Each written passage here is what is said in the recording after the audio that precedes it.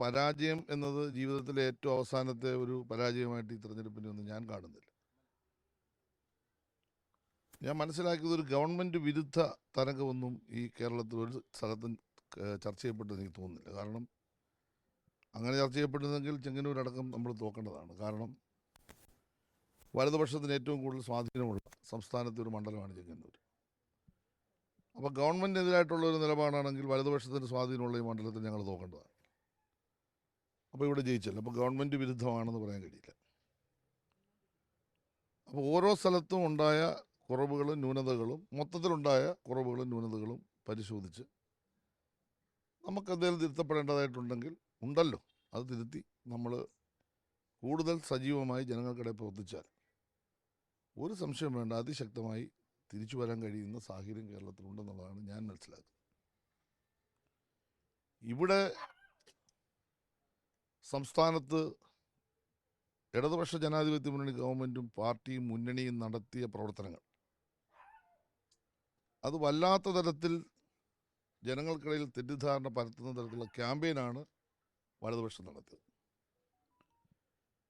എല്ലാ വലതുപക്ഷവും ഇടതുപക്ഷത്തെ തോൽപ്പിക്കുക എന്നതാണ് പൊതുവായി സ്വീകരിച്ച നിലപാട്.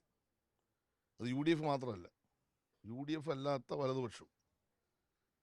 അതായത് കമ്മ്യൂണിസ്റ്റ് വിരുദ്ധന്മാരുടെ ഒരു ഏകോപനം, അല്ലെ ഇടതുപക്ഷ വിരുദ്ധന്മാരുടെ ഒരു ഏകീകരണം അതിശക്തമായി കേരളത്തിൽ ഉണ്ടായി എന്നുള്ള വസ്തുത നമ്മൾ കാണണം. അപ്പോൾ ഓരോ സ്ഥലത്തും ആ വസ്തുത കൂടി വെച്ചുകൊണ്ട് വേണം പരിശോധിക്കാൻ. കാരണം CPM ഇടതുപക്ഷ മുന്നണി 10 വർഷമായി കേരളത്തിൽ അധികാരത്തിലിരിക്കുന്നു. വലതുപക്ഷ താല്പര്യങ്ങൾ സംരക്ഷിക്കാൻ കഴിയുന്ന ഒരു ഗവൺമെൻറ് കേരളത്തിൽ വരേണ്ടതായിട്ടുണ്ട്.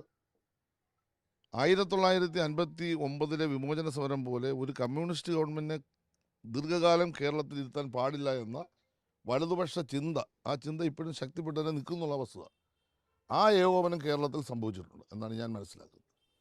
അതാണ് ഈ ഭൂരിപക്ഷത്തിൽ വന്നിട്ടുള്ള ഈ വ്യത്യാസം എന്ന് വെച്ചാൽ ഏത് വിധത്തിലും ഇടതുപക്ഷ മുന്നണി ഗവൺമെൻറ് CPM നയിക്കുന്ന ഗവൺമെൻറ് താഴെ ഇറക്കണം എന്ന ഒരു രാഷ്ട്രീയ ലക്ഷ്യത്തോടു കൂടി വലതുപക്ഷമാകെ ഏകോപിച്ച് പ്രവർത്തിച്ചിട്ടുണ്ടെന്നുള്ള വസ്തുത.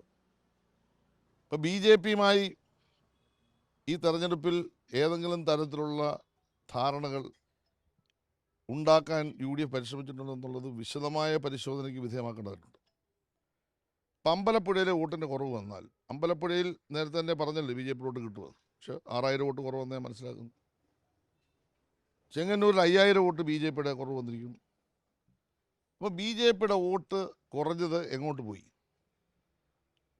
BJPക്ക് ജയിക്കാനിട വന്ന മണ്ഡലങ്ങളിൽ UDFൻ്റെ വോട്ട് എങ്ങനെയാണ് ആ മണ്ഡലങ്ങളിൽ അവർ കൈകാര്യം ചെയ്ത് CPMനെ ഇടതുപക്ഷത്തെ തോൽപ്പിച്ചത്? അപ്പോൾ ഇതൊരു ഭാഗത്ത് നമ്മൾ ഗൗരവത്തിൽ തന്നെ പരിശോധിക്കണം. നമ്മുടെ കുറവുകൾ പരിശോധിക്കേണ്ടെന്ന് ആദ്യം പരിശോധിക്കണമെന്ന് ഞാൻ ആദ്യം പറഞ്ഞു കഴിഞ്ഞു. അത് കഴിഞ്ഞാൽ വലതുപക്ഷത്തിൻ്റെ ഏകീകരണം, ഏകോപനം കേരളത്തിൽ അതിശക്തമായി ഉണ്ടായ ഒരു തെരഞ്ഞെടുപ്പാണ്.